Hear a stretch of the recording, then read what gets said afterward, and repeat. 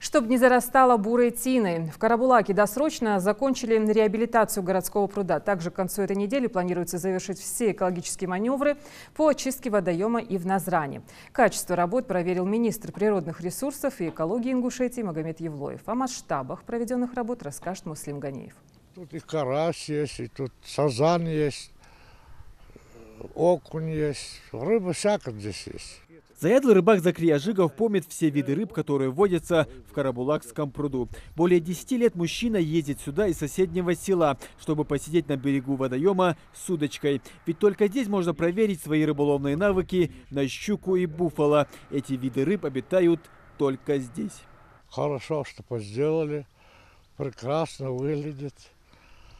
Будем ходить, смотреть, что здесь, рыбачить. Экологическую реабилитацию водоема начали летом этого года. Планировали завершить в конце декабря, но справились на 2 месяца раньше. Совсем скоро жители Карабулака смогут вновь прогуливаться вдоль местного пруда. Площадь пруда Карабулака после реконструкции увеличилась вдвое. Теперь она составляет более 14 гектаров. Экологическая реабилитация водоема завершена. Дело осталось за прилегающей территорией. Пруд является излюбленным местом отдыха жителей города. А большая разновидность рыбы, для которой водоем стал домом, привлекает любителей рыбалки со всей республики. Вот несколько человек к этому процессу уже приступили.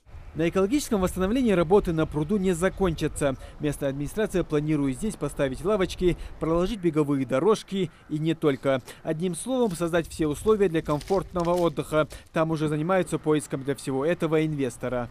Организовать прогулочную зону, организовать беговую дорожку с резиновым покрытием, скамеечки, чтобы люди могли присесть, отдохнуть. Но, соответственно, подъездные пути и освещение тоже, изыскиваем возможности благоустроить эту территорию. Работа за время реабилитации пруда проделана немалая. Со дна подняли тысячи кубов и листого грунта. Также при помощи специальной георешетки укрепили откосы. По периметру высадили деревья. А при поддержке волонтеров с территории водоема собрали весь строительный и бытовой мусор. Было вывезено около 200 тысяч кубических метров донных отложений. Дело в том, что также были укреплены и увеличено зеркало водоема. Также проведены берегоукрепительные работы, высажена многолетняя трава, а также кустарники из скумпии. Идет наполнение данного водоема, где-то приблизительно 1,5–2 месяца водоем достигнет своей максимально необходимой глубины. Реабилитация водоема велась по федеральной программе сохранения уникальных водных объектов нацпроекта «Экология». В рамках нее же вдохнули вторую жизнь и в Назрановский пруд. Сейчас на объекте производятся работы биологического этапа. Это закрепление и защита береговой полосы путем посадки кустарника скумпия.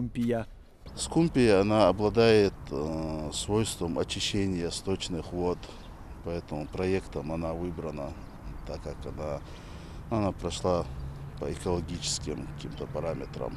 Экологическое состояние Назрановского пруда вызывало много вопросов. Он был грязным и нуждался в реабилитации. Так рабочие слили часть воды и с помощью специальных установок выкачали со дна копившиеся годами отложения ила. Привели в порядок и территорию рядом с прудом. Проложили тротуары, построили спортивную площадку. Муслим Ганиев, Майырбек Миржоев.